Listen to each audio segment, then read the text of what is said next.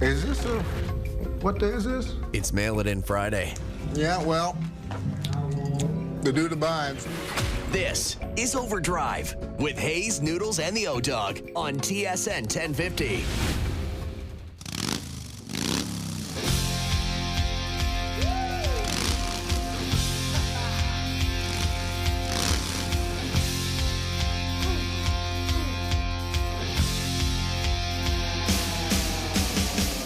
Here we go. OverDrive off and running. TSN 1050 on the TSN app, your home smart speaker, up on TSN 4 and 5. Brian Hayes, the O-Dog, Jeff O'Neill, Jamie Noodles McLennan. What's going on, guys? How we feeling? We got you in a cough. I thought you were choking out, Noodles, to start the show there, buddy. I've had this cough. I don't know if I told you, Hayes, when you and I did the show the other day, I planned my sicknesses. Like, I grinded right till Christmas. And then I was like, okay, now I can get sick. And the body shut down for a couple weeks. Yep. It won't go away. I've had this, like, chest cough and phlegm, and I think everybody's sick. I'm not going to sit here and, so everyone's feeling it. But, yes, every once in a while I got to go on the mute because I'm going to be coughing up a lung here. But it's, I was just on a greasy plane. And oh, I got you. I love it. Planning an illness. I love that. And I know what you mean because you're right.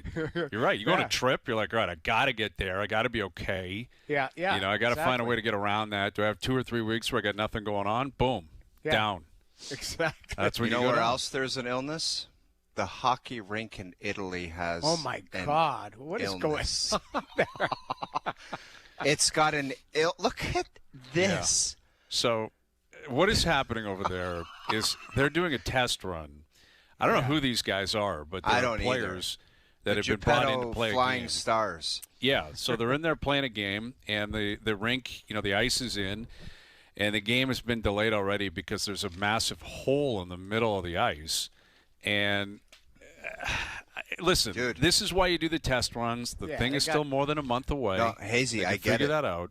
But don't you think that, like, if Bill Daly and Gary Bettman don't think this ice is going to do what, they're just going to pull the pin on the whole thing and say, don't even think about it?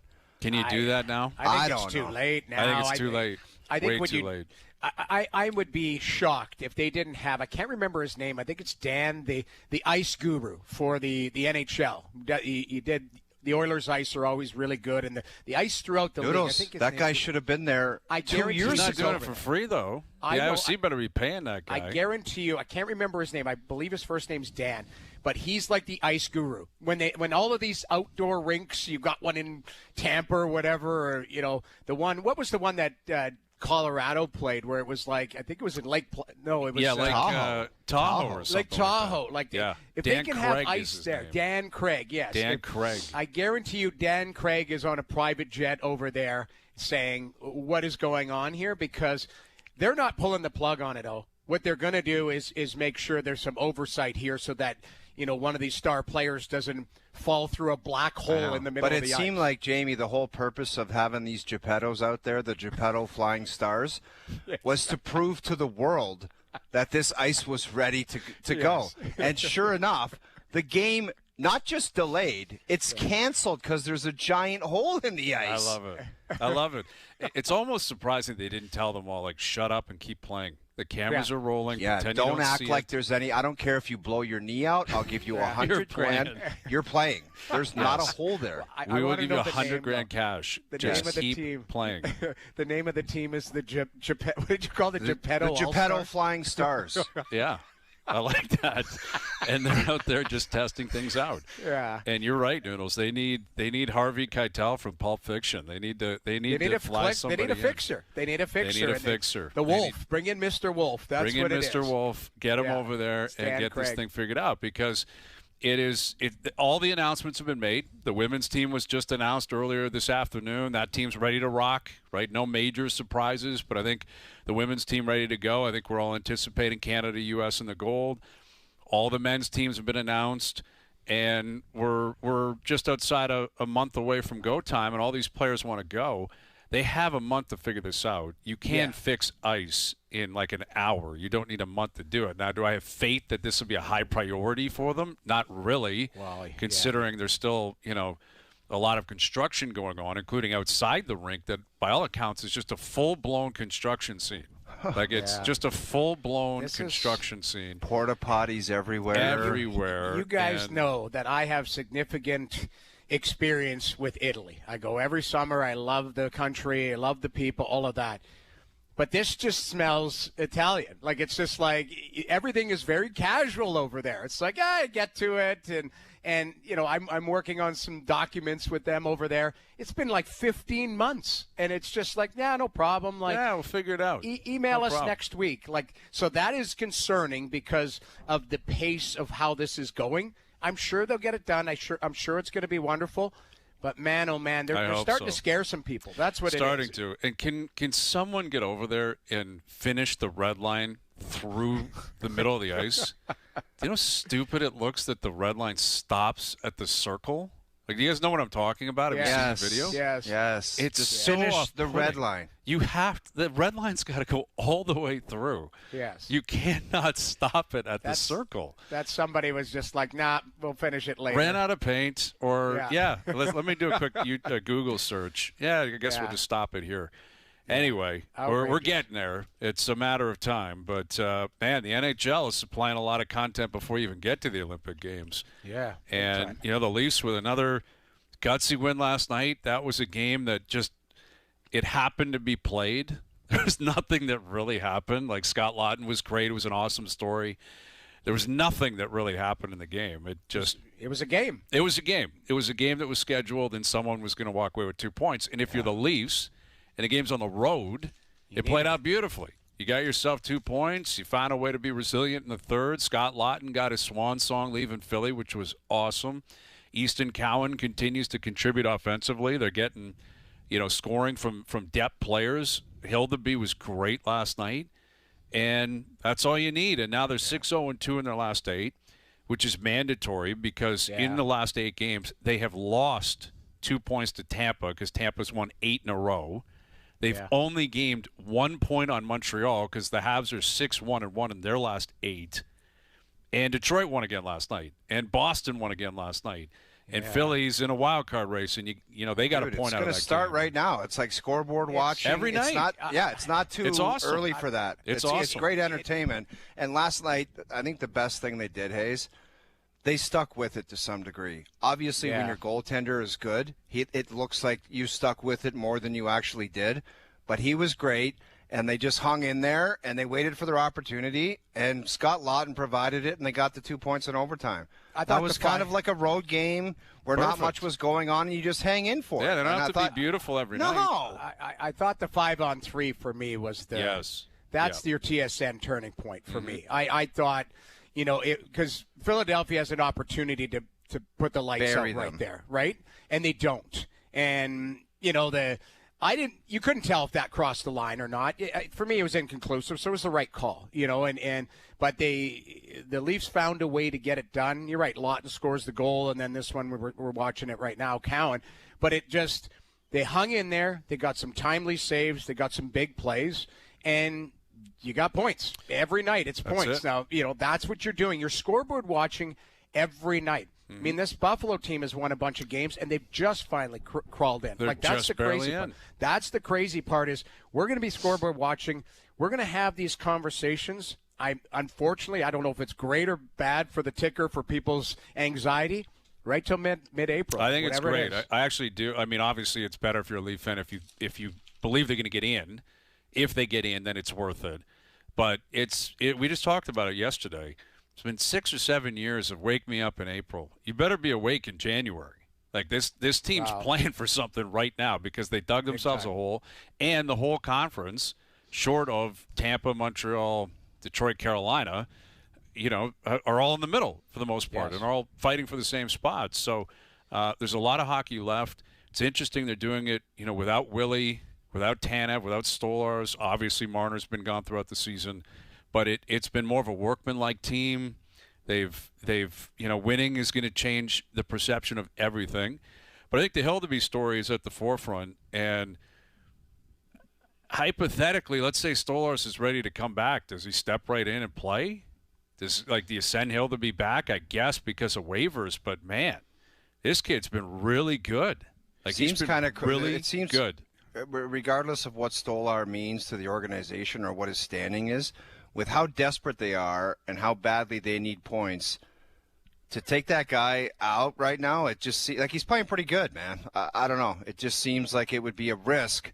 There's some element of risk to it to just throw Stolars in when he came back and said, all right, Hildeby, thanks for your time. You did your job. You kind of held the fort down. Now down to the minors. Yeah, I know that's what happens in pro sports, but it seems really risky to me. I think I've said this all along. I think teams are going to need three. They need three. They got to find a way because there's no guarantee that. Again, where are we at? I didn't see today. But Jamie, when three are healtly, who's going to play? Are they all going to? Stolar is not ready to play, but yeah, let's say he was. But yeah, then for me, like Wool is. If you're just asking me right now, Wool is the number one, and I think Hildeby and Stolars can battle for ice time. But Wool isn't a guy that is a 60-game starter. Especially with this schedule, and keep in mind, we've talked about the Leafs schedule in particular. I think they've left their time zone once, like to Chicago, I think it was, or to Detroit, or Dallas. Sorry, yeah, you're right. Sorry, Dallas. Like now they're going to need a rotation. They're going to need whoever is on that roster needs to play well for them. So Wool has to play well. Hildeby has to continue to play well. And Stolars, there's no guarantee. And I get what you're saying. Oh, if he comes back and he's slow out of the gate, I'm sorry, you're going to have to take a step back. Yeah, exactly. Like what you're trying to do is you got to go with your best every night, who you trust, and whoever you believe is going to give you the best opportunity to win that game on that particular night. Now you don't lose your position because of an injury, but other players are allowed to fill in and play very well, and that's what Hildeby's done. Absolutely, and that is the nature of what I think is going to separate here. Like who gets the goaltending. You know, it's obviously the Islanders are getting it with Sorokin. Obviously, recently the Leafs have been getting it. The Habs have been doing this rotation. Vasilevsky's been phenomenal. He's turned back the clocks. He looks great again. Bob doesn't look that great. Florida, hence, not winning many games. Yeah. Ottawa's a disaster right now. They can't get a stop. They're signing James Reimer to minor league deals because they don't know what to do. I mean, you were just with them in Ottawa or in Colorado and Utah. Like, I don't know how you can play Maryland anymore. I mean – I don't know. I guess you have to. He's their only NHL goalie right now. And he played well in Utah.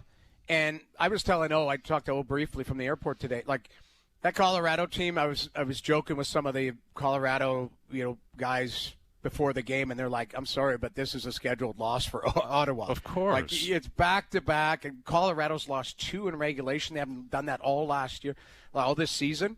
You knew this was going to be a bloodbath. Yes. And, yes. It was 2-0 after the first.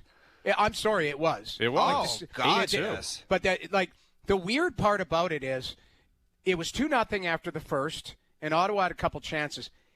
Colorado, Ottawa made it 3-1 and then 3-2, and were pushing and got a goal called back on a offside, which was a legit offside. And honest to God, it was like the wheels fell. It looked like 6-1 in a second. In a second, and it was like the Italy rink. It was just insane. Like calling the game, it's tough. You go into podcast mode. You're not breaking down shots. Oh, Stützle getting in a fight. I like that. Good for him. Fight I have Gerard. mixed. I hope Chaser didn't see that fight. Well, I have it mixed wasn't emotions a world-class on fight. No, I have mixed emotions on it because I understand the emotional factor, what he wants to do because he's a competitive guy. He's their best player. What if he breaks his hand right there? Mm-hmm. That's what I kept thinking to myself because I'm like, you love the passion. These guys have a lot of pride, and they're getting rinsed on the road. Love it. But if he ends up breaking his hand, they're in one. They're already in one, and you need those players. Yeah. That's the crazy part. I think you got to let him breathe a little. I mean, you're 100% right in the cautious element of it, and he's in uncharted territory. You don't know what he's walking into. Right. But I kind of like that someone. Oh, listen. I give the guy. I love the kid. You guys know I love the kid, and he's a hell of a player. I feel bad for Brady because he can't fight. Mm-hmm. Like he got suckered the other day, and he takes his glove off. He's got his hand all casted up or whatever that is on his thumb. He's chomping at the bit to drop the gloves. Definitely. And everybody else is, doing it. So. But you're right about the scheduled loss. I mean, they were in Utah the night before. Colorado coming home, 2 losses in reg through Florida. Where the Leafs are there Monday, they get them on the front end of it. You know, where I think the thing that Ottawa missed out, or anyone that goes through there, because that appears to be the new thing. It's Utah, Colorado. You know, that's just what you do. It's like when it's close. It's like Toronto, Montreal, Ottawa. The teams in the West, that's what they do. Yeah. You go through California, you play the California teams. Right now, it's you're going to play Utah, Colorado on every road trip for the rest of time. Yeah. You got to just get 2 points, whatever it is. Maybe you beat Colorado, awesome. Yeah. Yeah. But you got to find a way to get 2 points. And the Leafs play Colorado on the Monday. They got Vancouver tomorrow, who you have to beat right now because everyone's beating them. They've lost, 5 in a row? They're just – and like Buffalo beat up on – you got to beat them. Like, you got to beat literally Vancouver. to a point where – and it's a difficult thing because we know the league, anyone can win every night. Yeah. But you cannot be the team that loses to the team that's getting pumped every other night. Right. You can't do it. Like, it's just – you're losing ground, man. Yeah. You've seen how – you just documented how difficult it is to make up ground by winning every night. Like, if you start dumping games to crappy teams, it's a big-time problem. Guys, that's what scares me about the Leafs. If they have one kind of – semi-drop or blip, like it could be very costly because they've already had the big one. You're right, but that's what I was just going to say. On this show, what was it, 2 weeks ago? They'd lost to Nashville. They'd lost to some teams where maybe you felt like you could have won or should have won. And we're going, man, like this is how the ups and downs of this group is. I have a question, and it's more about the record 6-0-2. People mad about the coach? People mad about mad about the roster construction. It's quieted down. That's it for has. sure. You know why? Yep. It's because I think it comes back to one of the things that we had talked about, Hayes. I mean, it was Jonas on the show because you were at the World Juniors, but it's like, how about the players play better? All of a sudden, Matthews playing better. Yeah, they look really good. Mm-hmm. You're getting depth scoring. Players playing better. Like, it has quieted down about, hey, you got to fire the coach and do all of these things. Now, we'll see how long that lasts, but at the end of the day. I mean, you're 100%. I mean, you go 6-0-2, everyone's going to be very happy with things. And a big part of it is goaltending, which factors in. Wall and Hildaby have been very good. Their special teams have been great. Their penalty kill has been outstanding. Like, they've got the best kill in the league the last couple of weeks. That goes a long, long way. And, they're scoring a lot. Which, again, I think it seems like they're playing a little bit differently. I don't know how you guys see it, like if Berube's allowing them to breathe a little bit in terms of entering the zone and getting away from the dump and chase to an extent. But they've also just found a connection with lines, that maybe didn't make sense to a lot of people. Like Hayes, I told you the other day, like it seems like the fog has lifted where they're not in a brain fog anymore. They're just they're moving, they're excited, there's some passion there. Confidence. They were literally sleepwalking through games, a lot of them, and you're watching, and you're like, what the hell what's wrong with these guys? Wow. And desperation kicks in. Like, at some point, you realize we are out of time here. Guy loses his job, and then you see where you are in the standings. You better figure it out, or it's lights out. Yeah. I was concerned last night when Riley had the wide open back door. And his stick rolled in his hand. Do you think that's what happened, though? Like it rolled in his hand? Or it just fluffed it. He fluffed it. And I was like, oh. What a pass that was, too. It was a great pass, and it was a great play, and unfortunately, he heals it or whatever. And I'm thinking, okay, maybe this isn't, this is a night where it just doesn't go their way. But they stuck with it and got it. But if there was anybody who needed that goal or needed that play, it's Morgan, right? Yeah, it is. And I've been happy for him. And he played well last night. I thought he did, too, really well. I think him getting Carlo back, again, has been pretty substantial. Like, that's, Brandon Carlo, he struggled like everyone else did. But he got a new lease on life. Surgery, injury, rehab, come back when they're playing better. Everyone else, they took their heat and then they reset, and now they're playing well. And Riley has been much better the last 2 games, much better, and that's got to continue because, Vancouver tomorrow, then it's Colorado, Utah, Vegas. You got some tough games coming up, man. And tough schedule too, like timing, body clocks, all of that. Like go time. I was joking. I think when Willie I was will be back probably tomorrow, but. That's it, right? Tanov's not coming through that door. Stolarz No, I don't think those guys are coming through the door. The addition of Carlo, I do think helps because he's an NHL defenseman. Yes. That's what he is. Regardless of where you play him, he's an NHL defenseman. So now all of a sudden you can push other guys out of the lineup or move them around a little bit, or you're not asking as much of players to punch above their weight. And I think that helps a lot. That helps the process. So big time. You're right. They got a big test. I wouldn't say a big test, but it better not be a trap game tomorrow. You've got to be ready to play. This is a classic trap game tomorrow night. You know, you look down on Vancouver. They've been losing. You got Colorado on Monday. You're 6-0-2, feeling good. Last time at home before you're away. You know, a classic trap game tomorrow night. And Vancouver plays the Leafs pretty well, and it's hockey night. They're going to show up and play. Of course they're they're going to be ready to go tomorrow night. Yeah. So, we'll look ahead to that with Johnny Mike Johnson coming up. All right, Luke Wilson will join us, and we're going to make our first picks. We're going to set the scene for what this is going to look like throughout the playoffs, right? HBO up against Noodleson. We've got 5 picks to make. We'll save the Monday Nighter for Monday. Monday Nighter is Houston at Pitt, so we'll save that pick for Monday. But we'll make the 5 picks. We'll tee up the playoffs, see what Luke is thinking in terms of Super Bowl picks and who's got the most pressure on them. We'll get to all that with him. I don't know how you've been listening to that other guy all year long. He's on a cruise, hammered, texting information about what he thinks where his leans are, and I'm reading it, and I'm like, I'm not buying a lot of this stuff. I know. I'm very concerned that he's on a cruise right now. You know what it is, though? We had some comments in the group chat. Now that he's is it public knowledge that he's taken the plunge and all of that, Absolutely. right? Engaged. Don't let that become Yoko Ono beside him. If he's Lennon, don't let that be Yoko. I am concerned because we had a Beatles-like He's not focused. Run. He's not focused. I'm telling you right now. He's not. You're right. We've had a Beatles-like run. Yes. And this guy. All of a sudden, Yoko's singing the next song exactly. up. Don't do it. Yoko's making the pick. You know, it's like, I'm like, okay, I guess we can do that. Is that your information? Okay, we're doing that. We're bringing in that instrument. That's an interesting call. Yeah, okay. Don't do it. I'm concerned. Cruises, engagements, his head's out of whack. We had the greatest regular season of all time. We need to follow through here. By the way, we should marry that guy on OverDrive. We should marry Al's brother on OverDrive. Do you think we could? They would. Listen, I think you could do it. I mean, I don't know if he would be up for it necessarily. There's no chance he would want to. He might not even invite us to his wedding. We might be like, maybe he wants to do it on OverDrive. We'll just set up shop somewhere. I love it, man. Macho Man and Queen Elizabeth. Oh, would you be ordained? Would you do it? Would you do the JP or whatever it's called? I'll get a certificate. I'll get certified to marry Al's brother. Dude, this would be the biggest show in the history of OverDrive. Al's brother getting married live on YouTube. And we tease it, right? But coming up in the 5 p.m. hour, Al's brother's wedding. Dude, what about this? We sell tickets. Yes. We sell tickets to attend Al's brother's wedding. Oh, we have to do it now. We have to. Even if it's not official. You know, sometimes you get married, then you got to come home and go down to City Hall or whatever and get the certificate.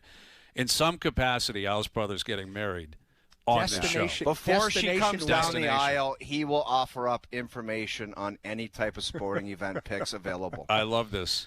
I think it has to happen, and the wheels will be in motion. Wheels are in motion. Luke's coming up, picks coming up, and we got a lot to get to today. Johnny will join us. We're looking forward to it. OverDrive continues, TSN 1050, and on the TSN app. Tomorrow on TSN 1050, it's the NFL Super Wild Card Weekend. The LA Rams take on the Carolina Panthers. Plus the nightcap between the Green Bay Packers and the Chicago Bears. Coverage starts at 4 p.m. Hear it all on TSN 1050. The NFL lives here. Now, back to OverDrive with Hayes, Noodles, and the O-Dog. Kids are pouring in for Al's brother's wedding. Some people are saying Niagara Falls casino theme. Oh, it's kind of his hometown. Mm-hmm. I mean, the options are limitless. Yeah, there's a lot of opportunity here. Like this will be like a royal wedding. I got to think this is covered by CTV News, CP24, right? Like everything. I would think even other companies. Charcuterie shop. Yes. Get them on board. Yes. Charcuterie has to be involved. There's probably what about on a cruise? Could we be cruising through the Lake Ontario?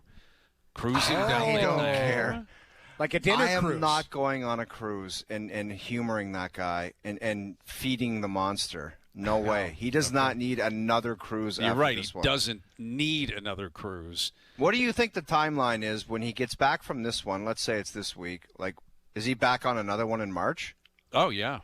Yeah. Oh, yeah, it's every for 3 March months. break? 2 or 3 months, yeah. FanDuel should have odds on his cruise. Like, they should be like, when does this guy take in another cruise? 2 months from now. I guarantee you it's within 60 days, though. Minimum for a year. Minimum for a year. It's seasonal, at least seasonal. So, yeah, this guy, very concerning that we don't have access to Al's brother, but that's fine. You and I will take care of it. And Luke, I'm sure, is chomping at the bit here. We haven't had a chance to catch up with him this week because we're on at a different time on Monday. Yesterday, I guess he was preparing. I don't know what happened there. He's got bigger and better things to do. But we got the wild card weekend here. So let's bring in our boy Luke Wilson and just try to get a read on how he's feeling about things. Are you feeling confident? Like, let's face it, man, it wasn't a good year, right? Like, we just put together one of the all-time great runs, plus 21. No one's ever seen it before. But now we reset. You've been waiting for this for a long time. A long time. Yeah, I mean, I'll address a couple of the comments there, and I've said this before, and I don't think you guys have heard, but again, to me, you look at the 07 Patriots, arguably the best football team ever, but nobody talks about them because they didn't win the chip. You look at Golden State when they lost LeBron, won 73 games. I do not care. I wish we would have had a better regular season, but the way that our season works, we both make the playoffs. I'm about championships. Noodles, he's about championships. Yeah. I have won a championship with you, Brian Hayes. I have won a championship with the O-Dog, and Noodles and I are going to win this championship. A man who has 0 rings. A man who has 0 rings, his name is Al's brother. He has 0 hang on a second rings. Let me just ask you this. We were just talking about the great Al's brother and his competitiveness, his savvy. He just spanked you in the regular season. Does Al's brother intimidate you come playoff time? Yes or no? No, the answer is absolutely not. Why? He spanked you in the regular season. I got an inside track on what these guys are up to. He's basically the general manager, this guy. Yeah, he's a it does not. Let me ask you, O-Dog, right now on the record. Yes.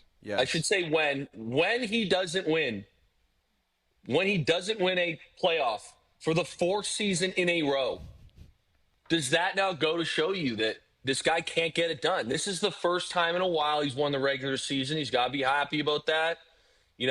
Again, I blame myself more than I credit him. But you tell me. I feel like if he doesn't win a championship this year, I think you got to part ways. He's John Harbaugh. Okay. Let me pose it this way. Who has more pressure on them, Al's brother or Josh Allen, to have themselves a great month? Al's brother, without a doubt. Without a doubt. Al's brother. Okay. All right. Okay, let's go to Josh, though. Yes. Guys, I'll be very honest with you. This is not a good matchup for the Bills. I think they can win, and I think the Bills could go to the Super Bowl. But I also think this team can easily be one and done. I look at how teams are completely formulated from top to bottom, and everybody knows they have a very leaky defense. They've had a couple good moments. But overall, I don't think there's any Bills fans that are really rolling in this playoffs thinking, hey, our defense is an elite unit. Offensively, they have an unbelievable run game. I would argue that they're the best run. They have the best runner statistically in the game.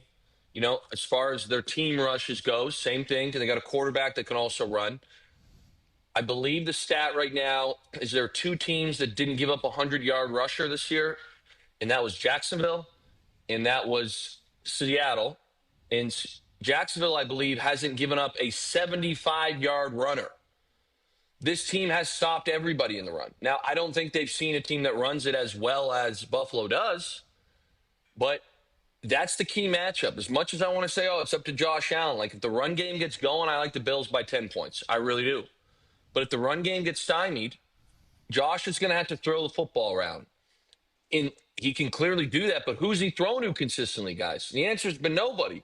Mm-hmm. And now you look at the other side. Like, as much as that, I'll say it, I think Josh Allen is the best football player on planet Earth when you talk about everything all-encompassing. You talk about his ability to scramble, his ability to make off-schedule throws, his arm strength in general, all of those things. But the best football player in the last 6 weeks of the season, and it wasn't very close, was Trevor Lawrence. He's certainly the hottest football player right now. We'll see if he carries that. I think he's got to kind of write his own narrative in the playoffs. but I think in his last 6 games, he had 19 touchdowns and 1 interception. Okay, and that's including walking into Denver and blowing the doors off of that elite defense. Okay, the whole offense, Parker Washington is their number 1 guy. They went out and got Jacoby Myers, very good receiver. They started the season with Brian Thomas Jr. as probably their best receiving threat. I would put him at number 4 right now, behind the tight end Brenton Strange at number 3. Like, this is both of these teams, and I know it's kind of crazy to say, but both of these teams have a legitimate Super Bowl shot. Mm-hmm. Now, the difference between the two of them is Jacksonville is much more complete. Josh Allen is obviously, again, the eraser of all those things. Yes, and I think there's also another element that needs to be considered. It's experience. Liam Cohen's got none of it.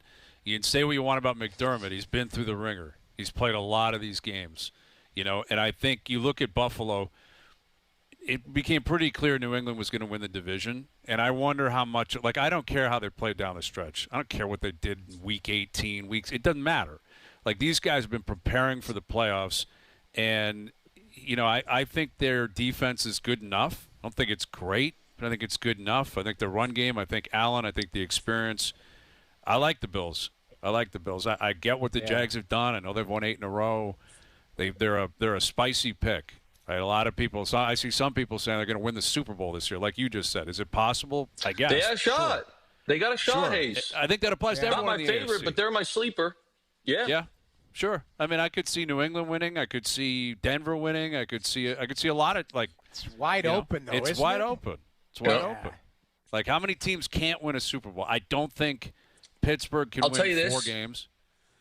Go ahead. I would put the Chargers in that category. I might be giving you too much information. No, but I would put the Chargers in that category. And then I would also put the Panthers in that category in the NFC. I think the NFC is just as wide open. I think the Packers can make a run. I really do. I think the Bears can probably make a run. I think that there's 6 teams on the other side that can all win. And there's 6 teams or let's call it 5. I would say 5 teams in the AFC. Yeah, I would agree with that. I think it sets it up it's very difficult. People have been asking us, who do you have winning the Super Bowl? I don't know, man. I know that's a horrible answer, but it's with tough. all the boogeymen out of the not in the playoffs. It's an open field. That's it. So with Mahomes not there, that's why I'd probably pick the Bills. That would probably be my pick because of that. Go ahead, Noodles. So Herbert has no chance against May? I wouldn't say that. To be honest with you, Noodles, I thought this was Herbert's best season that I've seen. I'm like, this guy, to me, take the numbers, take everything out of it.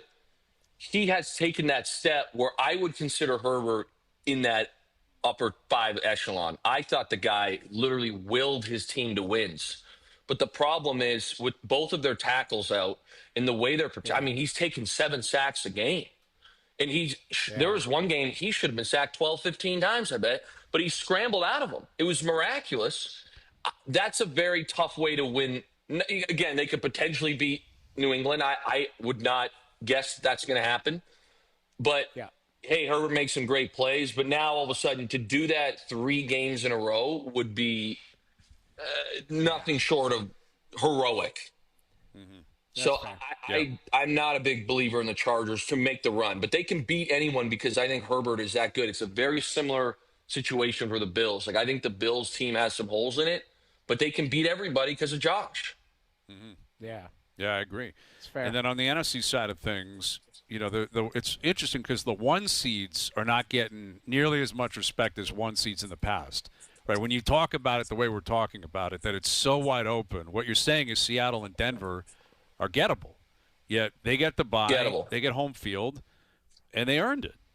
So how much better are those 2 teams set up based on their situation to go on a run compared to whoever else is going to get through this weekend? So we'll start with Seattle. The bye week is huge. The home field advantage is huge. But, Hayes, and obviously I'm pulling for him. I'm pulling for Seattle to win. But, let's take an honest assessment of Seattle's last 3 games. You go in and you beat the Rams at home. That was the big matchup, prime time, Thursday. If you look at the statistics of that game, remember it, the Rams beat the living hell out of Seattle. That game shouldn't have been close. The Rams are up 16 points late in that game. Seattle returns a punt. Okay, the 2-point conversion hit off somebody's head when they ended up, counting that. We remember that play. It still landed, and someone should have jumped on it, and they didn't. Correct. So there's one situation. You then go in and you score again, tip your cap to Seattle. You miss a field goal before that, though. I'm talking about the Rams. Ice the game. Seattle gets a 2-pointer. Then the Rams go right down and score a touchdown in overtime, like through this number one defense, shred them. And then Sam Darnold turns into John Elway, goes right down the field, scores and wins the 2-point conversion. Seattle turned the ball over. They had a special teams touchdown that really saved them. They had the crazy 2-pointer. That was not a dominant performance. Then you go to the next week. They go to Carolina. That game was ugly at the half. I think it was like 3-3 or somewhere in that range. Carolina was really battling them. Bryce Young turned the ball over. Next thing you know, Seahawks jumped on him. And as we know, that offense in Carolina is not great. And then you go and Seattle beats the doors off San Fran, give them all the credit in the world. But it's a bit of recency bias for me when I'm like, okay, they played unbelievable week 18. They had no business winning week 17 and week 16. In week 17, they were okay. Mm-hmm. So I don't think there's the juggernaut everyone believes here. And then Denver, the looming loss late is the Jacksonville one. I sit there and say, oh, what a great defense. Jacksonville comes into your building and blows the doors off you to the point where now, and they had to do it, and they did do it, but they had to win out to get the bye. So I do think both Seattle and Denver are extremely strong, but in no world do I feel like they're a stamp it favorite should walk through to the Super Bowl. Again, I'll go back to my year, the first year specifically, we were 13-3, got the 1 seed. We played New Orleans in the divisional round at home, and I remember thinking to myself, we would have to puke all over ourselves to lose this game. This was peak Legion of Boom. There's no way. Now, the difference was that year we played San Fran. That was the infamous Sherm Tip game. That, in our locker room, was much more of a difficult matchup than the Super Bowl was going to be.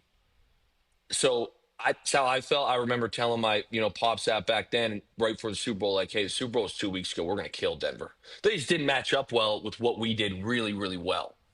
So I still don't think that, to me, there's that kind of thing where there's two juggernauts on both sides and this is coming down to this. I think it's completely wide open. Well, and that leads to the picks here. So the way this is going to work, there are 26 total points up for grabs throughout this whole playoff run. All right, which means every game is worth a point. You win it, you get the point. You lose it, the other team gets it, right? Yeah. All the way up to the Super Bowl, where one of us will pick the spread, that'll be worth 2 points. One of us will pick the total, that'll be worth 2 points. And then we're going to play 5 props, right? So the total of it, wild card, divisional, championship, Super Bowl, adds up to 26 points. It's basically a race to 14 points. We start with 6 on the line this weekend. Can I ask you a question here, Hayes, just to clarify this? Because I got an email. First, it was sent to a wrong email by Doogie, tried to jam me. But the email said the Super Bowl was going to be money line, not spread. So can you confirm it's spread for the Super Bowl? Of course. That's what I thought. I'm reading. No Don't blame me. This is the Doogie email. Yeah, insanity. Yes, it's Panthers spread versus the Super Bowl. The Pats, and it's going to be a money line game. I mean, come on. Yes, it's the spread. We always play the spread. Yes, the spread. Clarified Super Bowl spread. All right, and because we were so victorious during the regular season, just like you guys last year, we get to pick the games. So we get to pick our first 3 this weekend. We'll pick the 2 we want the next weekend. We get the 1 in the championship game. Super Bowl will be different. I think we'll figure that out, but we might flip a coin for who gets the spread, who gets the total. So we're on 3 games. We're actually only going to pick 2 because we are going to pick the Houston-Pittsburgh game. We'll do that on Monday. Okay, so that game's out of the way. Noodles, we're locked. We're picking that game on baby. Monday. Let's go. I'm excited. We're picking on that game on Monday. We're going to do this in chronological order. Packers-Bears is a game we're going to play. We're going to play that game, and we're taking the Green Bay Packers. We're laying the points at Soldier Field. We're taking Green Bay. All right? The Green Bay Packers have been mailing it in down the stretch. They played a third stringer in Week 18. Jordan Love is fine. He's been fine for weeks. He's rested. He's ready to go. Jaden Reed's good. Watson's good. They got their offensive line intact. I don't think this Bears defense can keep up with the Packers offense in the playoffs. Rookie coach versus LaFleur, who's got a lot of history there. If it wasn't for Romeo Doubs on the squib, they beat the Bears twice this year, including at Soldier Field, where they had that game and Love left with a concussion. Not ashamed to say it, Hazy. Scaring me a little bit. The Bears, listen, all these games are tough. Oh, I don't love picking either. I don't like having the responsibility of being like, I want this game, that game. All year they just come at you and we pick winners. Now there's more of a responsibility for us to try to weed through this. But Green Bay has owned Chicago forever. Under the lights, Soldier Field, Caleb Williams' first playoff game. I know Parsons isn't there. I still think the Packers' defense is good enough. We are laying the points on the road with Green Bay. All right? That's our first game. Lock it in. Second game, and this is the last one we'll pick here because, again, we're going to pick the Monday Nighter. Bills-Jags, we're going to pick that game. And we're taking Buffalo. We're taking Buffalo. We are on the Buffalo Bills. The Buffalo Bills are going to go in there and lay a beating on Jacksonville. Josh Allen is about to have the legacy month of legacy months. He is the best player in the world. That defense is coming alive. They mailed it in down the stretch as well. I don't trust Lawrence. I don't trust Duval. I don't trust Liam Cohen. I don't trust anything about the Jags. They're the Jags up against the Bills. Mahomes isn't in his way. Lamar's not in his way. Burrow's not in his way. We're laying the points. Bills at Jags. Just think of their nerd coach when he got hired, Duval. He's going to get pumped on Sunday. Noodles, Packers, Noodles. Bills, You want to know how I know? Favorites. We're on them. Trevor Noodles, Lawrence you wanna know is how- Jeff yeah. Spicoli for me. I don't know if you remember the movie Fast Times Stoned. at Ridgemont Stoned High. in the pocket. He's Jeff Spicoli. That's what he is. But he's a hell of a quarterback. And He's I had think a great he's year got this some year. Noodles, jam to I'll his tell game. you how Yeah. I know. And Noodles, you've played with guys like this before. You've played with guys when they've got their 20-point lead because they got up early on us and they get to chill, they get to relax, get to make their comments. But now it's 0-0. And all of a sudden, they've got to earn their keep again. And if Hayes had a brain, okay, he would have given me this game because he knows if you listen to anything I say in the show, I would have taken Jacksonville. So theoretically, you would have been able to call 3 games. But now you're jammed. That's valid. Because you're going to lose valid. this. Yeah. You're going to lose this, and now you're giving me 3 shots. That's a very good point. Hadn't thought of that. Al's brother jamming me up on the cruise. He probably would have considered that, but he's not around. Very good point. Okay. Although I think, even though you think the Jags are good and it's a tough matchup, I think in your heart of hearts, you think the Bills are going to win that game. Anyway, that means you guys are on Rams-Panthers. I think it's still Rams minus 10.5. Yes, 10.5. at Noodles, Carolina. listen. This is a trap, Noodles, okay? I think the Rams are going to win the Super Bowl, but I do not think they're going to cover 10.5 points. And I know that Hayes, Al's bro, and O-Dog thought, hey, Matthew Stafford, he's going to go and give him this game. You're going to Carolina. Carolina beat them earlier in the year. I fully expect the Rams to win this game. But 10.5 in a playoff game on the road is way, way, way too much. And the Rams defense has been putrid down the stretch against everybody but the Cardinals. So to me, unless you really like it. Now, Devontae Adams is back. I expect this Rams team to be rolling. But there's just 10.5 in a playoff game. I love the Panthers to cover the spread. Okay. That's Panthers. the thing. I don't mind that. The spread is the problem. That's the problem. Yes. Like we believe we know who's going to win the game. It's just the numbers. Yes. That's what you're reading the numbers. It's the hook for me. Okay. That's the hook. I will go along with it. I'm fine with it. Panthers. Lock it in. All right. Yep. Eagles, Niners. That made you sick, didn't it? That made you sick. I thought you'd take the Rams, I'll be honest. Eagles minus 5.5. Line's back up to 5.5. Eagles 5.5. I'll be honest. Niners. Noodles, this was if you wanted one game that I did not want to pick, this is it. Mm-hmm.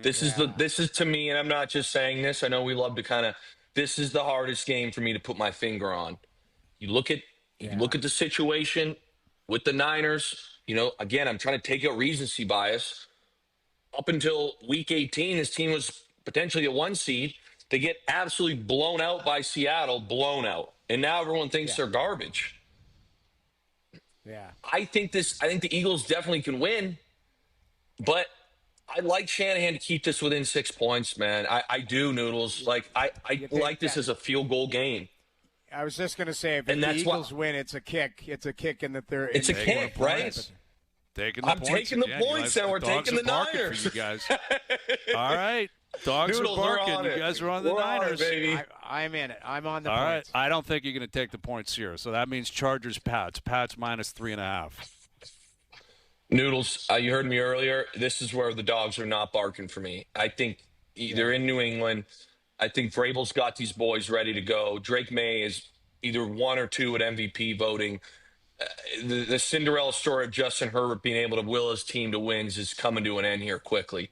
I think it might take a bit, Noodles, so I wouldn't stress. Like, we'll probably get in the group chat, and Al's bro and Hayes will probably be like, oh, it's tied, and the Chargers might even be up 3. But in the fourth quarter, Henderson will break one. All of a sudden, it's a 4-point game. We got a strip sack fumble, and we're up 11, and you and me are chilling. I really like the Pats to cover this. I'll take the Pats, too. The Pats are – that's O's former team before he does love ship. the Pats, O. Yeah. But, okay, so to recap, you guys are on the Panthers, the Niners, the Patriots, and we are on the Bills and the Packers, and we'll make the Monday Nighter on Monday. Wow. I love it. I love where things are at. Pretty good. Best of luck to the boys. This is where champions are made, baby. Let's go get this shit. Go time. The race to 14 points. Luke, good seeing you, buddy. We'll catch you Monday. Cheers, guys. There's Luke Wilson. All right, Mike Johnson coming up in 15. And, we're trying to find a way to get Al's brother to get married on the show, right? Maybe if we win the playoffs, that will push it in that direction as well. Best bets coming up as well. OverDrive continues, TSN 1050, and up on YouTube Live. Now, back to OverDrive with Hayes, Noodles, and the O-Dog. All right, Mail It In Friday brought to you by Boston Pizza, Canada's favorite sports bar. This January at BP, get delicious mouth-watering pastas starting at $11.99 every single day. Enjoy the pastas you love at prices you can't miss. Hustle into your local BP tonight. What a weekend it's going to be. We got a couple of Raptor games, Leafs Vancouver tomorrow, football all weekend, right? College football, the playoffs continue tonight after Miami with a big one last night. And, we got a lot going on. Wasn't it Johnny, crazy Old Miss playing in the game when their coach is gone? Yeah, been gone for over a month. That is bizarre. Why couldn't they just have that transaction sealed up and you leave when your team's out? Like, that's so crazy, man. It is weird. Good for them, though. They kept battling, right? Like, they got all the way to the semifinal. Yeah. But anyway, Johnny will join us in the next hour on the Leaf win last night. What else is going on throughout the league? OverDrive continues. TSN 1050 and up on YouTube Live. It's Mail It In Friday. The plant called and said if you don't come in tomorrow, don't bother coming in Monday. Woohoo! 4-day weekend. This is OverDrive with Hayes, Noodles, and the O-Dog on TSN 1050.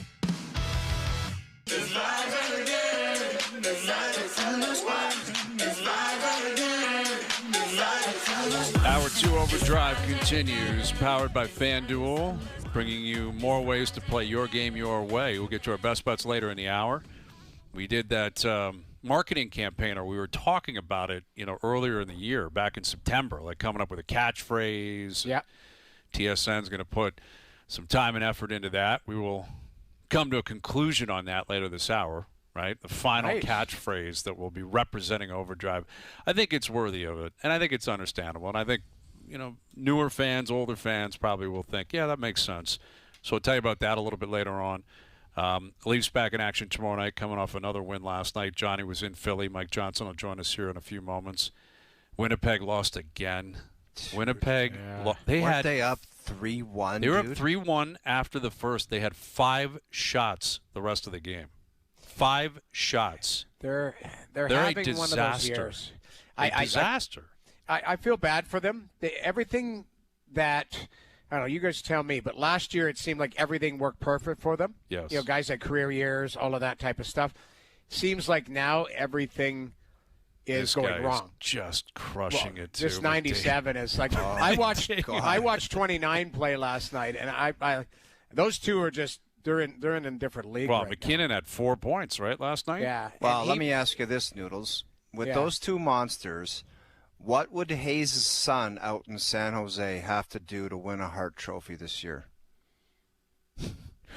My guy, Macklin Celebrini. Which we all love. I love Macklin, too, but I don't know. I mean, and again, we're assuming health, right? Because but I mean, the two have separated. I think, like McKinnon and McDavid. I think it's going to be. Jonas thinks that too. I do too. But Mac, listen. Did we pick San Jose to make the playoffs this year? Nobody did. If they make the playoffs, this Celebrini's got to be in that conversation. Oh, of course. He's already kind of got a stranglehold on the third spot. Somebody can jump up. And we discussed yesterday, and I want to touch on the Jets again here after I'm done this point.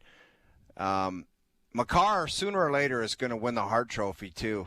Like, he's that good and that much better than everybody else. But for this year, those two are gone, and we'll see what happens. The Jets... Guys, it seems like we can sit here and say and be friendly because they're our Canadian friends and stuff, but if this was like a U.S. market that wasn't really relevant, you know what we'd be saying? They're just flat out terrible. Like, yeah.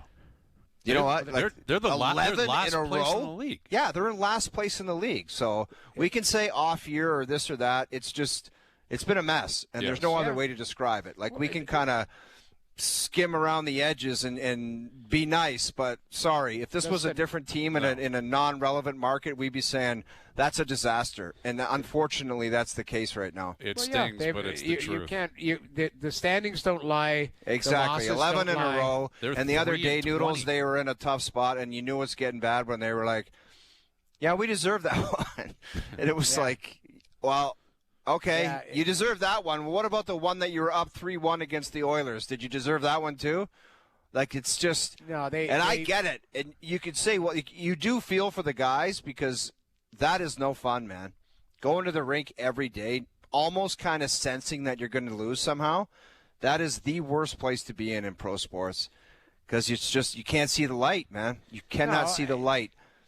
I think they've got it, I feel like they've got a Boston Bruin – vibe from last year where it just it keeps going south. You're probably going to move. I don't think you're moving their legacy players. I think they've got a chance to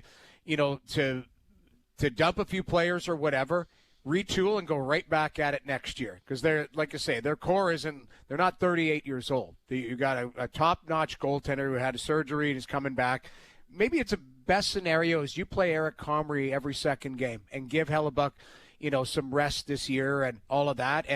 And they, through osmosis, it continues to go down. You trade some guys at the deadline, you retool, and you go right back at it. I just think it's like a Boston Bruins. It's got that vibe from Boston. Yeah, that's reasonable. I mean, the year before they were the President's Trophy. They won the President's Trophy. Like they're not a. Yeah. Like, no, it's a weird players. year. Like Hellebuck has hit a wall here. I don't know what's the injury and all that, and you can't expect them to just win every single night for you. Right. And if you're going to put up 5 shots in 40 minutes against the Oilers, you're dead. But they don't have depth scoring. Their second line's a mess. But you're right. They have Hellebuck. They got Morrissey. You got Scheifele, Connor, Filardi. Those guys aren't going anywhere. Right. But it's over now. Like now you might as well commit to it and move off pieces, play Comrie to your point. And, maybe they reset with a new coach in the summer. I don't know. That wouldn't be shocking. Like there hasn't been a coach that's been fired yet this year. And like the Devils lost pretty badly to Pitt last night. I thought that was trouble for our guy Sheldon Keefe. Considering the night before they lost 9-0. Something is going on in New Jersey. I don't know. You guys obviously talked about it. Well, it seems like it's the Quinn Hughes stuff, right? That they didn't get him, and guys were asked to waive no moves, and then it got ugly. Well, that's an outsider looking in, but it wouldn't be shocking. I don't know why the nature. I was thinking this the other day. Why would Markstrom get left in for 9? That hurt my heart. I love the guy. Bizarre. You guys know that hurt my heart. Too. That one hurt my heart because regardless if you're having a good night or not, there should be a number you go, you got to get the guy out of there. Just now, unless Jake Allen was on the bench and deathly ill with the flu or something or has nursing an injury, then I get it. Then he played last night, I think. Hey, exactly, do we know that as fact, the Jersey guys being asked to waive? Is that fact that some of them are? I think the problem is we got to be careful what's being reported online. So right. Should we ever? Well, yes, of course. But at the end of the day, 9 Cobb is 9 Cobb, and then afterwards Sheldon's saying, well, we thought we were right there because we had 44 shots or whatever. I mean, Sorkin was unbelievable, but you gave up a 9 spot. 9-0. Exactly. Yeah, it's like shot effects 101. You're not like, you think the Islanders cared? Once it was 6-0, they're like, go ahead. Do whatever you want. Who cares? It was like Colorado last night. Probably. Like, what do they care in the third period? Game's over. Just try not to get hurt. Get the hell out of here. All right, here's Mike Johnson, our TSN hockey analyst, joining us here on the Maple Toyota Hotline. What's happening, Johnny? What's up, fellas? How we doing? What I like about the Markstrom game, boys, is that from all reports, Noodles, you'll like this. It's the worst performance since like the analytical era has been started. Like the goal save above expected, he was like -7.5, some absurd number like that. So just it's crazy. I'm down in Jersey right now. It's wild times here, and Keith's getting asked about his job security. Tom Fitzgerald, you can't find him if you tried to.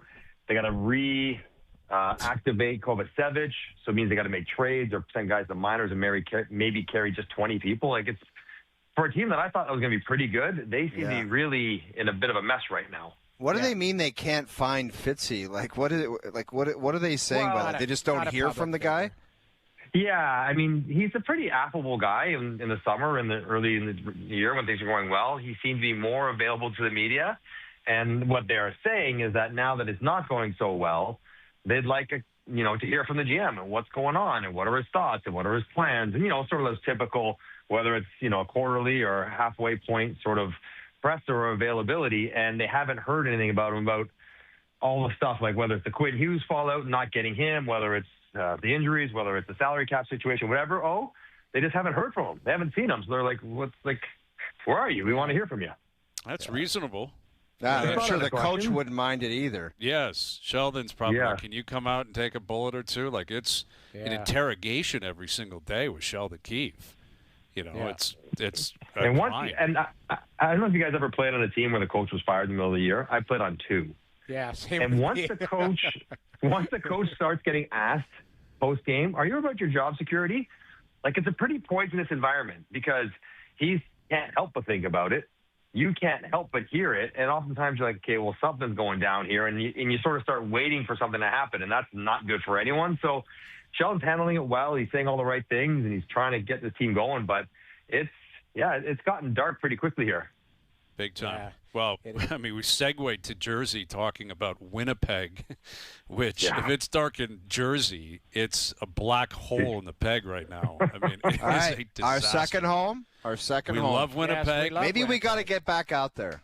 They were they weren't humming. They lost to Seattle, I think, the night we were out there and we were talking about them. But they were looking a lot better. Yes. This was before the Hellebuck injury. This was before, what is it, 11 right now? Is that what they're at? They're 3-20 in their last 23 games, I believe. Yeah, it's that's expansion era numbers. Like that's like old school. Welcome to the league, Washington Capitals type numbers. So I don't know. I don't know what they do out there. And we're, Scott Arneal's the coach, and Sheldon's in Jersey, and no coach. The GMs have been fired. No coaches have been fired. It's a little bit surprising that we're mid-January and nothing has really happened on that front. Well, in the most part, I think when you look at the East, anyways, no teams are out of it, right? With Columbus in last place, they're 6 out of the playoffs right now, so there's no reason to really fire any coach in the East. But in the West, with what's going on in Vancouver, it is so strange, guys. But you look at their team, and what makes this even scarier to me, because for Winnipeg, is that it'd be one thing if, Morrissey was having a tough year, or Scheifele or Connor or Velarde were injured or not productive. But for the most part, other than Hellebuck's injury, and he hasn't been quite as great as last year, but he's still been above average. Their best players, that first line and Josh Morrissey, they're all having good to excellent years. Your best players are playing awesome, and you've lost 20 of 23 games. That is sobering for sure, because those are the guys that if they're going, you're supposed to be good enough to basically be okay, and you still can't win with those guys having excellent years. That's tough to take. Their depth they have so many guys. Like 1 goal in 17, no goal in 12, 1 goal in 22. Like, all their depth guys are struggling right now. So I don't know. There is no easy answer. There is no quick fix. I don't, and I also just ran the numbers today. Like, if you look at, they have 35 points, if I'm not mistaken. And if you think in the West, maybe 90 on a down year to make the playoffs, probably be more, but maybe it ends up being 90. That's 55 points more. They got 40 games left. To get to 56 points, let's say, they got to go 28-12. So best case scenario on a low playoff benchmark, they can only lose 12 games the rest of the way. Yeah. I mean, they're 2 weeks away from just throwing the towel in. I guess it's done, right? Johnny, before you came on, I was talking about, like, team that won the President's Trophy last year, and then all of a sudden this year it seems like nothing's going right for them, regardless of what it is. And does it have a Boston vibe for you from last season, where that maybe it's just not going well? They might trade a few pieces and then go right back at it next season with the spine of the team that you just laid out. Yeah, a little bit. Yeah, because so many things went well: the 1-goal games, the overtimes, Hellebuck, MVP, all that stuff. And they probably were not as good as last year's record. And they're not going to bottom out and rebuild, because the guys that we just mentioned are all signed for another 3, 4, 5 or more years. So, I could see something like that.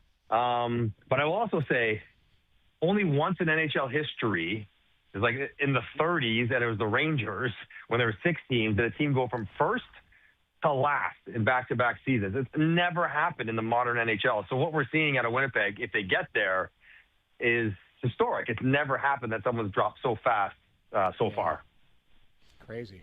Johnny, what do you make of, like, I don't even know where to start with Ottawa. They came out with a statement yesterday. They got completely pumped in a back-to-back against the Colorado Avalanche. Like, where do you even start with those guys? So, I mean, I almost want to start where it's easiest, on the ice, where their goaltending has been an issue all year long. Some of the worst goaltending in the league, and even though they get strong underlying numbers with bad goaltending, it doesn't matter what you do, and that's what they're trying to fix. The fact that they signed James Reimer to a PTO mid-game tells you how bad that game must have been going. Like, what are we doing in the middle of the game? So, like, that part sort of, like, I do think they're better than their record, but it's their goaltending that just is letting them down. So that's sort of the easy part. As far as getting rinsed yesterday, could you imagine with what happened yesterday, the statement from Staios and everything else? Of course they played bad last night. Like, it's obviously a thing. Like, not the rumors aren't true, but, like, obviously the rumors are so widespread that it's being in the room. That's why Steve Staios would have felt compelled to make the statement he did. So the team is completely distracted, completely bothered, and they go out in Colorado and get pumped. Like, that is very understandable, almost predictable, as rough as it looked, almost predictable. My only question to this, guys, is I think we all understand what Steve Staios was doing. I think we all know Steve, and he's a good dude, and he's trying to protect his team and his organization and stop these rumors from getting any legs or validity. Okay? Understood. But by saying what he said publicly, he now has introduced it to a much larger audience, where we have to talk about it, where the players have to be asked about it, because it has given it, he's given it oxygen publicly. If he would have just sort of ignored it because it's not true, then it would have sort of gone away, whatever. It's not a big deal. We would think. And yes, there'd be a corner of the social media world involved in the Ottawa Senators that might pick it up, but the larger hockey world in general would not have heard anything about this. And so he may have short-term made it worse, because now when the guys go to play the next game, you kind of have to ask them about how the team is feeling, how they're dealing with all this stuff that's going on, whereas before, the players would not have to talk about any of this publicly. We would never talk about any of this publicly because it's not a public story. And in that sense, he may have made it a little bit worse before it gets better. Yeah, and for those that aren't aware, the statement was directed at an internet rumor about Linus Ullmark and why he's on a personal leave and what, speculating what's going on with the team in the room. And anyway, my understanding is it was from some Twitter account that just showed up out of nowhere, and it just spiraled out of control. And now that the Twitter account is dead, too. And now it's dead, and it was day of, which is crazy that Staios jumped on it. Now, what I think probably happened was they learned from the Corey Perry stuff. Remember Perry in Chicago, how crazy that got? And they said, once it's out and it's everywhere, it's not just going to die. That was probably their calculation. We're going to kill it with a statement now. We're not going to wait a week where people are saying, why aren't you addressing this? It's crazy. Everyone thinks blah, blah, blah. So they got out in front of it on a Thursday night in Colorado when they were getting, it's almost like just dump it all right now. Get it done. Get it out. It's over. Statement. We're not going to address it again. I somewhat understand that. But you're right. Like, the reality is 99% of people aren't online, don't know what the hell is going on. And now they're going to seek it out. And now they'll search it and find it and be like, oh, what's that all about? And, I think we all get it. We get why he did it and when he did it and how he did it. And it was very strong languge. Like, that was an unequivocal top denial, trolls and scum. And that was written like not like a polished executive, but more like a passionate, person. It's like a Trump tweet. I mean, that's a pretty fair analogy. How it was written out, it was all emotion and no sort of control. But I do think it just speaks to sort of how Ottawa, who had such a great year last year, got back to the playoffs. And it's not like it's unraveled. They're only, again, what are they, 5 points out of the playoffs, 6 points out of the playoffs. But it feels like it's slipping. It's slipping quickly in Ottawa more than it should. It is, Johnny, based on a lot of the things that you just laid out. The statement, again, I was there, I really haven't talked to a lot of the guys about it. Obviously, what blew up online yesterday, it was a back-to-back, so there was no morning skate. You don't see anybody. You just show up at the rink and play. So my phone is blowing up with the time change in that. Like, I'm trying to sleep and my phone's blowing up. You seeing this? I'm like, no, I'm not. I'm trying to sleep. And then get to the rink, you talk to a few of the scribes there, and they're like, yeah, you're seeing, and then the statement comes out, and the team was no good. It all came to a head. But guys, there's only one question left. How are they going to get out of it? Like, how is Allmark going to go from not playing to playing and start winning and play? Like, what's the way out? The way out for me, Johnny, you can weigh in. We don't know the nature of what Linus Allmark is going through, and I'm certainly not going to listen to some jackass online who starts something. The bottom line is they need goaltending. They need guys to make saves. It's Marilainen's their only NHL goaltender. He hasn't played well. He's got to play well. The team's got to play better. It's different because we had this argument a couple weeks ago about the Leafs, and it's like, is it the coach? Is it the roster construction? I come back to the players. The players have to play. I'm sorry. They got to go out and play, regardless of what's going on. Every person has adversity in their life. They all do. Everyone's got sad stories to tell. Everybody. Bottom line is they've got to play, and they, whether they're distracted or not, they haven't played well enough. And to me, you've got to find a way to stop the bleeding. And it's not going to be easier because you think Florida's happy sitting there waiting for them in Ottawa exactly. tomorrow? They got Florida tomorrow, and Florida's lost twice to Toronto and Montreal. They got pumped last night. Yes, they're not happy. Yeah. No, you're right. It's I mean, Johnny, you don't want to say it's just one thing, Noodles, but I saw some of the numbers. Like, say what you want. Models are models. But it says goals against that are expected, they are the best in the league. They have the lowest goals against expected. Yes. So, they also have the highest for goaltenders goals, the worst goal save above expected. So, they're doing a good job defensively. They're doing a terrible job at net. So you don't want to say it's just the goalies, but in many ways, it's kind of just the goalies. Well, you're right, Johnny. They give up 25 shots a night. The Detroit game 3 games ago, they outchanced them 24-11, lose 5-3. It's not, they do have their penalty kill needs to be better. They're 31st in the league. Sure. But you're right. You can circle that position and say, I'm sorry, you need a timely save. Goaltending, guys, go ahead. The gross part about it is, we went from Matt Murray to Korpisalo, and then all of a sudden you get Matt Allmark, and you're like, issue solved. And it's like, what the hell do we have to do to get a save? You got a guy that's one of Vezina, who was dynamite in Boston, who it's like a goalie. It's the new goalie graveyard there. And he's not available to you, though. That's the, And there's the thing. But even when he was, it was like, man. Agreed. Well, I mean, that's a separator in the. It's a separator in the sport. Does anyone think it's James Reimer? Does anyone think James Reimer is a viable option? That's not Johnny. I was having lunch with my 2 best buddies today. They're 80 years old, and they saw James. They're 80 years old, and they go, James Reimer, didn't he play for the Leafs? And I said, yeah, 15 years ago. 15 years ago, Reimer was a Leaf. Last time we saw him, remember the preseason game in Detroit? when he came in and played like half a game, and he looked like his head was going to explode because he had was furnace so red. face. He faced the 5-on-3, Johnny, and I felt bad for him. He was dying, awful. and so he's a guy who's darn near 40 and hasn't played a regular game. He played in the Spangler, but so like, is he going to be good enough? Probably not. Is he going to be ready in the next week and up to speed? There's certainly no way that he'd be on top of his game. So either Olmark's got to come back, and again, I have no idea why or when or whatever. He might not be coming back again this year. Who knows? I hope Steve Staios knows, but we don't know. But either Olmark's got to come back and be good, or they got to go find someone else. I'm sorry, Reimer and Marilainen ain't going to get them in the playoffs. It's not going to happen this year, not the way it's been going. So it's got to be Olmark or somebody else as well. And the crazy part, guys, we keep talking. I say you need 3 goalies to play in this league. And they're at a premium right now for just depth goaltenders. Larry Brossoit got traded yesterday, right? Okay, with that in mind, where does if you had to rank the MVPs for the Leafs this year, where's Dennis Hildeby on your list? Well, he wouldn't be an MVP, but he would be down at 10 or something. No, he's not. He's not 10. No chance he's 10. He's in the top 5, 100%. How many games has he played? He's played 16, as many as Wall. He's got the same stats as Wall.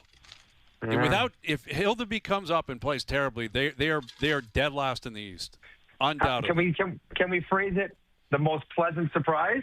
Hildeby number 1. Why? Why not get aggressive with the comment? Who's been aggressive? Who's been definitively better on the Leafs? It's not Matthews. It has been recently. Well, really? No, but you asked for MVP. That's what I'm saying. Tavares and Nylander have been there. Knies was once leading the league in scoring. You got McCabe. You got OEL. You can run down a few different guys. So maybe 6 or 7 or 8, or Wall, who's probably been better than him. Like, as far as actual MVPs, we're going to take it literally. Yeah, I mean, he's played 16 games, been surprisingly good. MVP is a bit strong, but he was awesome last night. I'll give him credit. I got him 4, Hayes. I got him 4. Thank you, I'm not saying he's number 1. He's not number 10. He's not even 500. I don't care, Noodles. I agree with everything Hayes said. Without Hildeby, they're screwed.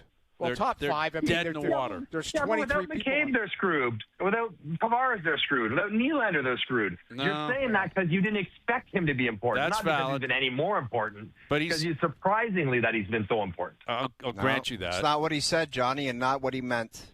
He's been very roll good. A clip of him saying Connor McDavid will never win another MVP. I said I don't think moving now, where is that at? Where are we at with that? Because I need to hear where you're at, Hayes. Was ludicrous insanity and aging curve. It never pops again at 30. Never pops again. The chance of him getting 150 has long sailed. It's troubling. Something to that effect. It's very troubling. And he followed it up with, troubling. I don't like the player and I don't like the person. Yeah, that was strong at the end. I attacked his character. Really tough. Everything about him I attacked.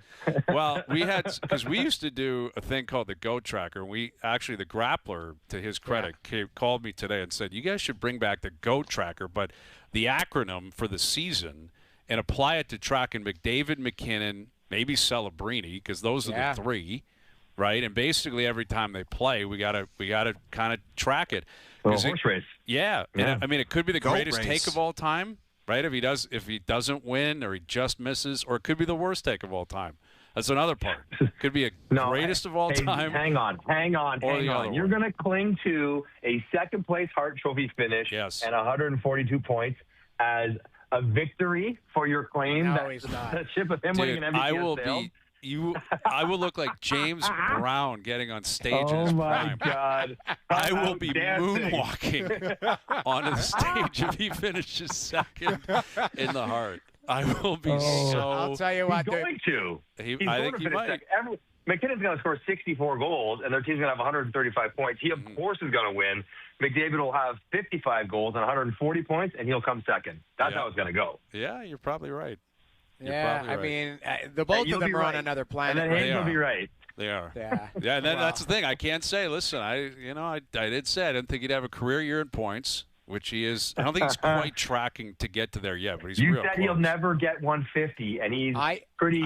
I think he's on pace for that now. He's you know what happened, Brian? Though Which is insane, really. I think I led you down that path because I said he didn't have a contract at the time, and I said, this guy is going to have a ridiculous year. Yes. I said it wouldn't surprise me if he got to $1.50. And Hayes almost came across the table at me and said, no chance it's going to happen. It was held to be for now 10th most valuable player. I had the same reaction. Came over the top. Anyways, but I think I might have led you down that pathway, and then you took it way overboard. But at the end of the day, let's see what happens. Let's see the Go Tracker, man. It's officially a great, part of the program. Go Tracker's back. I like it. We're tracking. I like it. McDavid, McKinnon, Celebrini. I had Marty. I did a hit with Marty today. Marty Baron. He said Macklin Celebrini. That's his heart. That's his heart guy. That's his. Get out of here. Marty said it. What's the galaxy braining? And you could make the argument, of course, if you're going to go to actual value. Yes. That it's Celebrini, right? Twice as many points as anyone around him. He's a plus player. He's going to have 120 points. Next close guy's going to have 55. They're in the playoffs. Got it. There's a not zero. There's a 3% chance that he beats Nate McKinnon right now in a Hart Trophy vote. Like, no one's going to not vote for Nate McKinnon based on the goal total, the point total, and the team total. Like, it's, they don't take it literally as value. They largely just give the best player. It's usually most outstanding on a good team. Yeah. Yes. Listen, I have Taylor Hall, right? Taylor Hall was the one year where it was like sort of maybe not the best player, but a very good player, a great player having just a wildly good year on a team that's not quite as good. But that wasn't in the context of somebody else like Nate McKinnon having 65 goals and 140 points and being plus 100. Yeah. It's just different. He just had 4 points again last night. It's outrageous. And they took the foot off the gas, too. They had some penalties in the third, and Bednar put out Josh Manson to run the power play because he wanted him to get. Josh Manson had a chance for 2 Gordie Howe hat tricks last night. He had one, and he had 2 goals, 2 assists, and 1 fight. And I said he should have gone and suckered somebody and got a second fight. Drop your gloves that would have been go chase unbelievable. Double Gordie Howe. Apparently, outrageous. First time ever. Never happened. Sam Cicerello sent a note to the league, and they sent us back because we were tracking it. And if he would have asked for a fight and somebody gave it to him, he would have had a double Gordie Howe hat trick. Nobody's ever had that.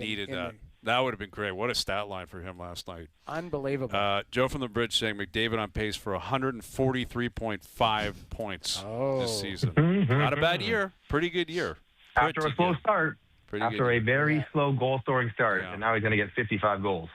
Yeah, Nate chasing 65-plus is crazy. Yeah, it's going to be great when he goes to Italy, Johnny. He can fly down the black hole in the ice and just go swimming. Yeah. He's going to fly through the Della Cell-sized neutral zone. That's exactly what it is. It's about 18 feet long, and it's going to be real quick. That's exactly the barn they're playing in, Della Cell. It's what's the name of the team, O? What's the name of the team? The Geppetto Flying Stars were out there, and they couldn't even finish the game. Just getting things started. We're just getting the ball rolling.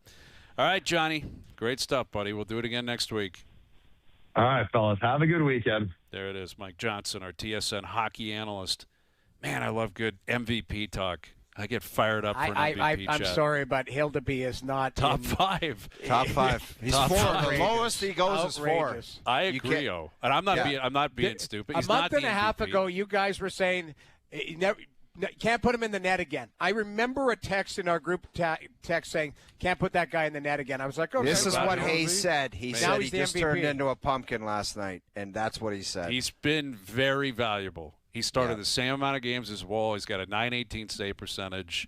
Yeah. I'm just saying, you look at... He had that stretch, Hayes, where I was like, maybe it's done for him. Maybe the party's over. But he came back after that, and he's been great. That's right. I'm going to go even further. He's top 3. The lowest I'm going is top 3 for Hildebeest. Wow. But also, I don't know who their MVP I think that's what you're saying. It's by default because that's where you're going. Is it Ekman Larson? Is it Willie? To me, he's leading them in points. But is Ekman Larson the only guy who's played every game? I think Tavares has played every game. I think there's 3 of them I think Nyes was hurt. No, Nyes left. You're right. I thought JT's missed a game too, but I might be wrong. But I thought Ekman Larson. It might be JT and Ekman Larson that's played every game. Everybody and Ekman Larson, we thought he broke his leg. Came back and played 2 days later. That's right. Crazy. Mailed-in Friday brought to you by Boston Pizza, Canada's favorite sports bar. This January, at BP, get delicious mouth-watering pastas starting at $11.99 every single day. Enjoy the pastas you love at prices you can't miss. Hustle into your local BP tonight. Best bets later in the hour, and we got some news on street clothes. We'll tell you about that next. Sunday on TSN 1050, the NFL Super Wild Card Weekend continues. Kick off your day with the Bills facing off against the Jaguars, followed by the 49ers on the road versus the Eagles. Plus Sunday night football between the Chargers and Patriots. Coverage starts at 12:30 p.m. Hear it all on TSN 1050. The NFL lives here. Now, back to OverDrive with Hayes, Noodles, and the O-Dog. All right, Raptors in action tonight, and they have been connected to Anthony Davis, in the rumor mill for a while, and it never really seemed likely they would go out and get him, but it made some sense based on how he plays and his style and his talent and how well they've played this year. But he got hurt last night. Anthony Davis got hurt last night. Of course he did. Ligament damage in his hand. Yeah, ligament, and it looked like such an innocent play. Like it was a drive at the baseline. I don't know how he got hurt in the fashion that he did. But Shams Charania reporting that depending on a second opinion, if it's surgery required, which it sounds like it likely will be, he could miss a number of months. Oh, my God. So he's done. He's out. And now it begs the question, like as bad as that Luka deal was, could it keep getting worse? Like they've been a disaster in Dallas ever since they traded him, but street clothes is hurt all the time. Yeah. He's never healthy. Dude, ever. I think that trade has maybe come up with a list next week, Hayes. The 10 worst trades in pro sports. Isn't this? It's moving up the list, man. You think Dude, it's right what's up worse? What in the hell is worse than that? And don't tell me Russ Courtnall for John Corder. No. Don't. I know. I don't know if there's a Leaf one in there. Dude, there's not a trade in pro sports. Deshaun Watson is worse. The Deshaun Watson trade is worse because it came with a fully guaranteed contract.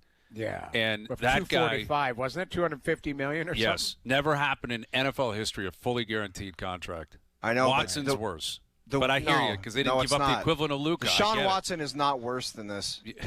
Dude, Deshaun Watson was so highly regarded as a QB in the league. But and I get it, he had his around the guy. No, I get it. He had some stuff going on, but you thought he was going to return to form. You didn't think physical injuries were going to pile up and ultimately be his undoing. Valid. And Luka, the equivalent of Luka, didn't go the other way. They traded all those picks for him. I don't know. You got to give me some time on this. Like I'll. You can't name. Well, Babe Ruth. I can give you the Babe Ruth deal. Dude, you know what I mean? Yeah, but it's 2026. We can't even. Mookie Betts, maybe. I don't know. You could give me some time. Like next week, I'm gonna come out. I'll come out. You I'll try got to come until Thursday. The 10 worst trades in pro sports. Okay. Don't the Leafs have one of them? Isn't Tuukka Rask involved in one of them? Yeah. I mean, Tuukka's. I know he's your boy Razor, but it's. Well, not Razor. Yeah, wasn't there which pick ended up the Scott Niedermayer pick? Well, Tommy Curvers. Tommy Curvers. That's the most depressing deal in Leaf history because that was the Lindros draft. Right. Like that's how bad that was. That they traded that knowing Lindros was coming, and they made that deal. I can't get into all that stuff. I can't do a full. Dude, that's a rabbit hole of the you want to talk about doom scrolling? Yeah. Like if there was like TikTok vids of like Leaf trades that just kept on going forever, you would want to.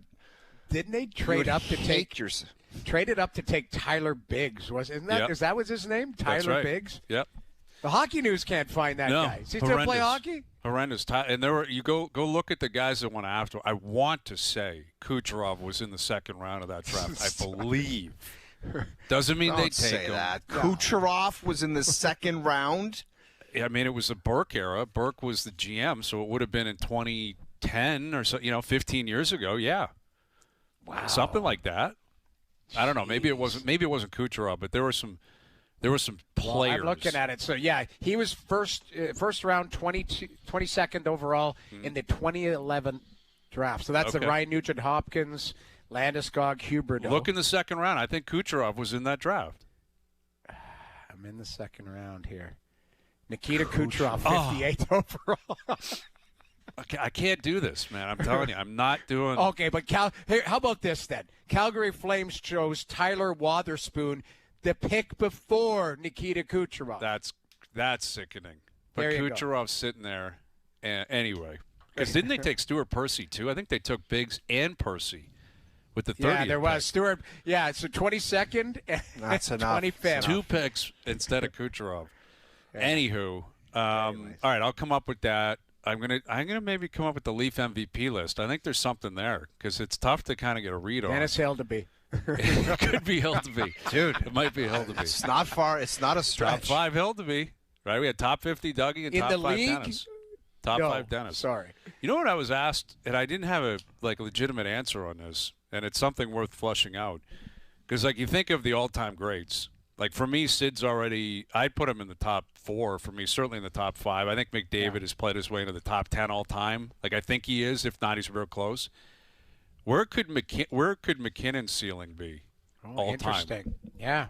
Can he get into a top 10? That's asking a lot. That's Messier – Hasek, Bork, that's... Yeah, but, okay, let's play the what-if game. What if they win gold? What if he wins another cup? What if he wins another Hart? There's a lot, there's a lot of what-ifs in there that if he puts himself, he could continue to climb. Absolutely. He's all those things that beast. Jamie have to come into place. I get it. I look at it kind of from a different angle and just what he is and what he brings to the table right now. And it's pretty unique skill set, man. Just to be a monster like that and grab the puck and dangle through everybody and the way he rips it home. And he's crazy, too. I'm sure you guys know that, where he's breaking his stick the other night. No pop in the dressing room and only eat this food or that food. He is just maniacal about winning and performing. And if you're not on board with that, then just tough crap. Then just tough. Mm-hmm. Yeah. That's the way he rolls, man. And I kind of have an appreciation for it. It's a good question because it's a great question because we kind of feel where all the other players are going to slot potentially. He might be the outlier. It's he's got an opportunity to continue to climb. Mm-hmm. Yeah.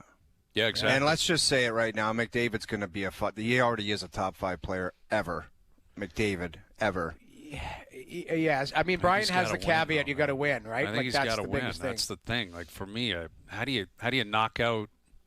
Anyway, I mean we've had this chat a ton, and he's got opportunities, and the way he plays, his talent level. I'll chat with the Quizmaster about that one, but he is already top 5. He'd be the only guy close to the top 15 or 20 that hasn't won anything. He's got a Four Nations face-off belt. He does have that. He does have a Four Nations face-off belt. Well, I don't know. What did they get for that? Did they get a trophy? I don't even know what the hell that was. I don't remember. I'm not sure what they got. Well, I'll tell you what we got because we, back in September, we said we wanted to include people. We wanted to get interactive in terms of coming up with some sort of catchphrase that represents the show, something that's used on the show that can kind of be a part of our program moving forward.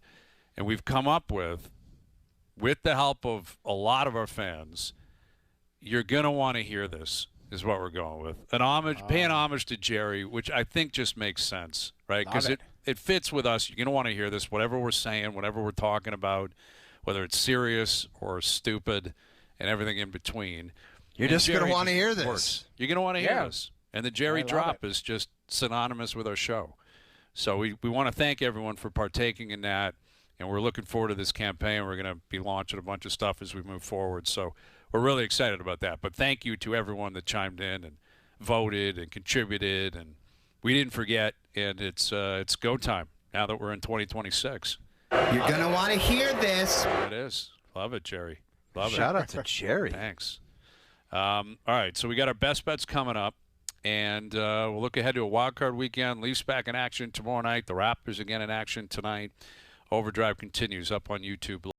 Tonight on TSN 1050, your Toronto Raptors hit the road to take on the Boston Celtics. Sit down! Coverage starts at 6 p.m. Hear it all on TSN 1050. The Raptors live here. Now, back to OverDrive with Hayes, Noodles, and the O-Dog. That's my way. Do it like that and I'll repeat. Don't be scared. All right, right, Mailed In Friday brought to you by Boston Pizza, Canada's favorite sports bar. This January at BP. Get delicious, mouth-watering pasta starting at $11.99 every single day. Enjoy the passes you love at the prices you can't miss. Hustle into your local BP tonight. PGA Tour should be on right now at Kapalua. It's just sickening that they're not playing the Century. I love that tournament. I love that course. Why not another tournament? Like, get another venue. I loved primetime golf, 8:30 at night, start time. I agree. It's the greatest. Like, they're making the turn at like 9 p.m. It's beautiful. It's so beautiful in Hawaii. Weather's always great. Yeah. Course in great shape. Great players. You know what the best part about that Hawaii golf is? As soon as the last putt goes in, you just turn the clicker off and your eyes close and you go to bed. Yeah.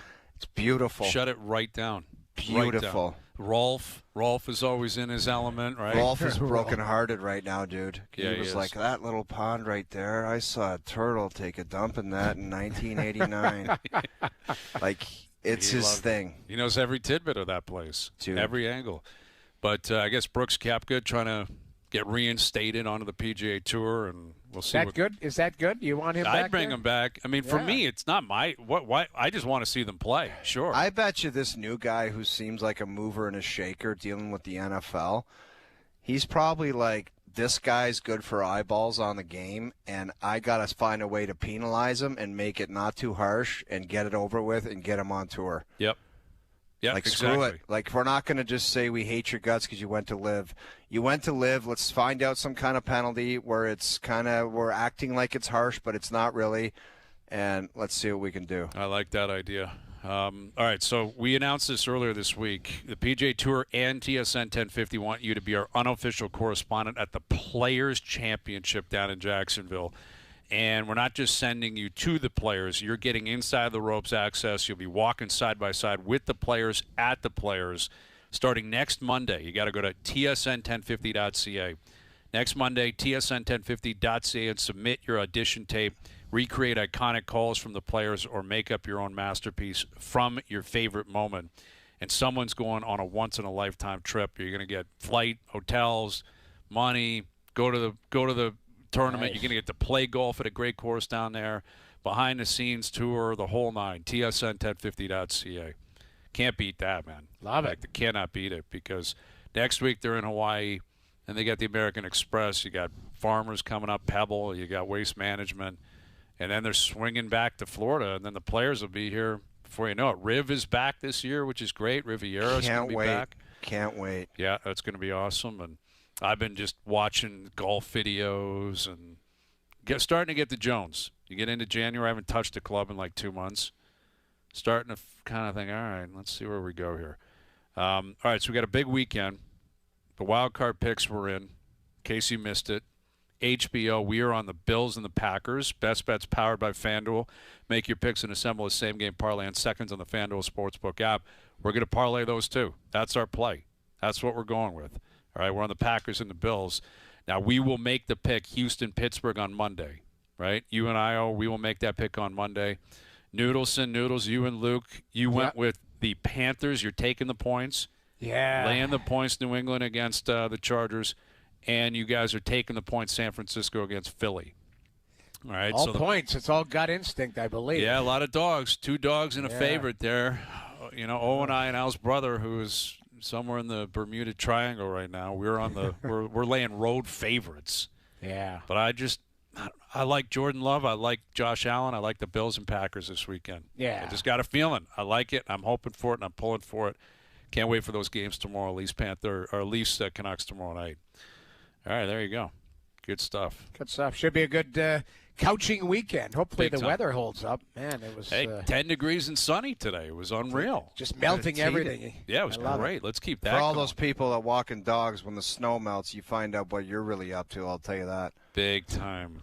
Big time. Yeah, That's I'm going to happening. start going on 4 a.m. patrol, and you know what's up out there. Yes. I know exactly what you mean by that.